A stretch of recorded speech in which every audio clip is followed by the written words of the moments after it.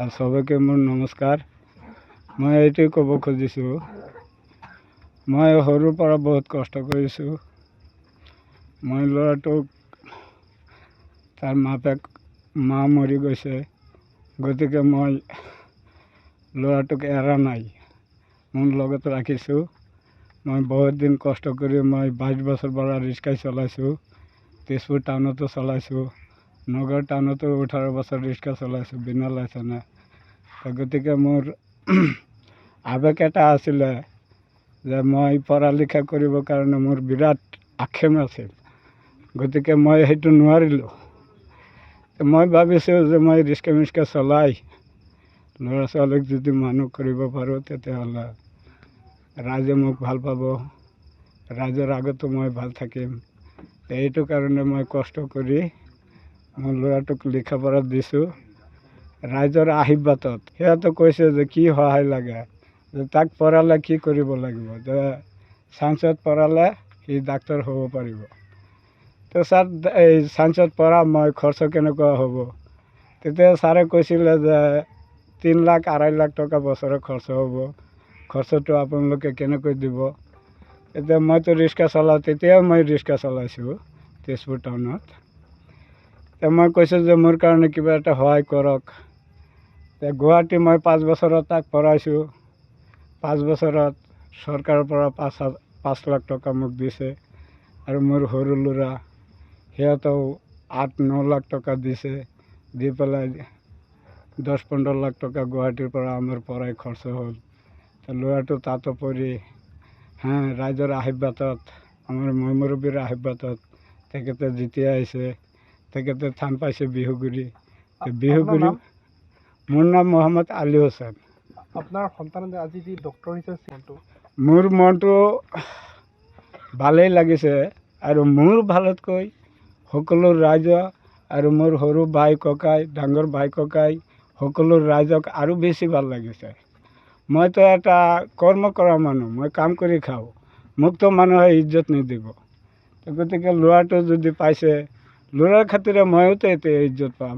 আজি মই বৰগুলি নেমছু উন্নয়ন সংগঠনৰ কৰ্মকৰ্তাসকল, লগতে উপস্থিত ৰাইজসকলক অশেষ ধন্যবাদ জনাইছোঁ যে আজি মোৰ MBBS ফাইনেল ইয়েৰৰ ৰিজাল্ট দিছে।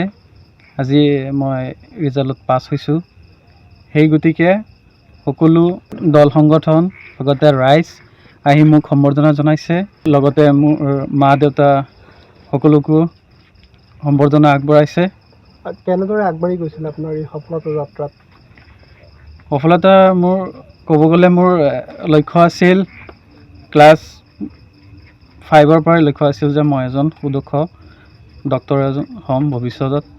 সেই গতিকে মই ক্লাছ 5ৰ পৰাই তেনেকৈ লিখা পঢ়া কৰিছোঁ, আৰু এই যাত্ৰাত মোক মা দেউতা, লগতে নিজৰ পৰিয়ালবৰ্গৰ মানুহ, লগতে মোৰ শিক্ষাগুৰুসকল, বিশেষকৈ ক্লাছ 5ৰ পৰা ক্লাছ 10লৈকে যিসকল শিক্ষাগুৰু আছিলে, সেইসকল শিক্ষাগুৰুসকলে বহুতো মোক উৎসাহ উদ্দীপনা যোগাইছিলে। তেতিয়াই মোৰ মনত আৰু আগবাঢ়ি যাবলৈ সাহস হৈছিলে।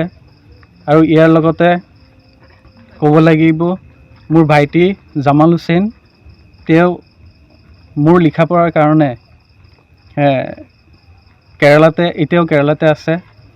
যিমান অৰ্থৰ প্ৰয়োজন হৈছিলে, তেতিয়া এই অৰ্থৰ যোগান দিছিলে, এতিয়াও দি আছে। মোৰ যেতিয়া মই হায়াৰ ছেকেণ্ডেৰী পাছ কৰাৰ পিছত MBBS পঢ়িব হ'লে নীটত ছিট পাব লাগে। তেতিয়া নীট পৰীক্ষা দি নীটত ৰেংক পাই তাৰপিছত ছিট পাইছোঁ তেজপুৰ মেডিকেল কলেজত। তেজপুৰ মেডিকেল কলেজত এডমিশ্যন ল'লোঁ। এডমিশ্যন লৈ আজি ৰিজাল্ট দিলে, সেই ৰিজাল্টত পাছ কৰিছোঁ। মোৰ নাম ছাদ্দাম হুছেইন। কেনেকুৱা লাগিছে আপুনি সেই ৰিজাল্ট লাভ কৰাৰ পিছত? ৰিজাল্ট বহুতো আৱেগিক হৈছোঁ, আৰু লগতে উৎফুল্লিত হৈছোঁ। দীৰ্ঘ দিনৰ এটা সপোন মোৰ পূৰণ হৈছে। আগন্তুক দিনত ৰাইজক মই নিজৰ যিখিনি চিকিৎসা সেৱা আছে, যিখিনি মই অৰ্জন কৰিছোঁ, সেই চিকিৎসা সেৱা আগবঢ়াবলৈ মই অহায় চেষ্টা কৰিম। আৰু লগতে আমাৰ গাঁও বিশেষকৈ বৰগুলিৰ এই যিসকল ছাত্ৰ ছাত্ৰী আছে সেইসকলে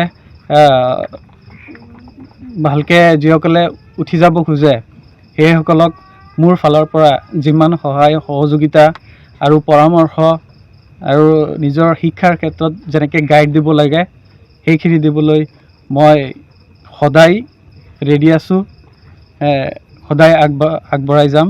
টাফ নহয় যদি আপুনি কষ্ট কৰি